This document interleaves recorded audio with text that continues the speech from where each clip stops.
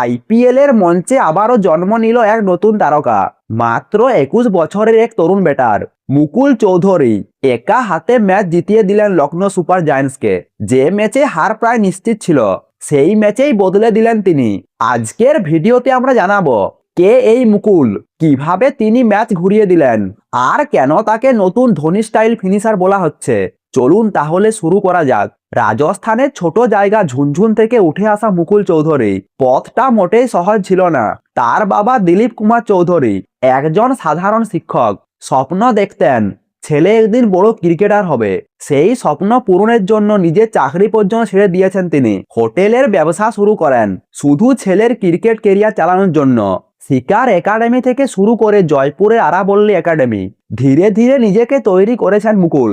মজার বিষয় হলো, তিনি প্রথমে ছিলেন একজন মিডিয়াম পেসার, কিন্তু একদিন উইকেট কিপার না থাকার ফলে গ্লাভস হাতে তুলে নেন তিনি। আর সেখান থেকেই হয়ে ওঠেন তিনি উইকেট কিপার প্লাস ব্যাটার। নিলামে 2,60,00,000 টাকায় তাকে দলে নেয় লখনৌ। অনেকে ভেবেছিল এ হয়তো ঝুঁকি, কিন্তু দলের মালিক সঞ্জীব গোয়েঙ্কা তো ভুল করেনি। তাই আজ প্রমাণ করে দিল মুকুল। ঘরোয়া ক্রিকেটে তার রেকর্ড দুর্দান্ত।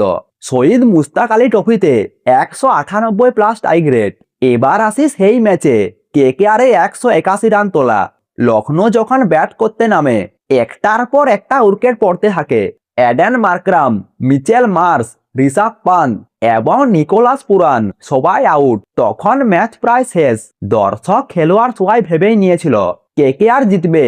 কিন্তু ঠিক সেই সময় ক্রিজে আসেন মুকুল। প্রথম 8 বলে 2 রান, কিন্তু তারপর যা ঘটল সেটা ইতিহাস। পরের 25 বলে 52 রান, 7টি বিশাল ছক্কা, 2টি 4, প্রতিটা বলেই আক্রমণ। কারণ তিনি জানতেন সিঙ্গেল নিয়ে কোনো লাভ নেই, বড় শট খেলতে হবে। মুকুলের আদর্শ কে জানেন? মহেন্দ্র সিং ধোনি। আর সেটার প্রমাণ মিলল তার প্রথম ছক্কাতেই।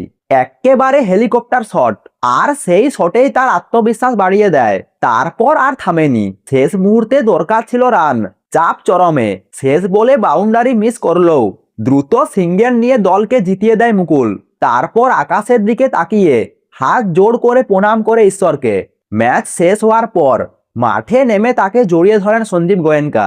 অধিনায়ক ঋষভ পান্ত বলেন, নেটে ওকে দেখেছি, কিন্তু মাঠে যা করলো সেটা ভাষায় প্রকাশ করা যাবে না।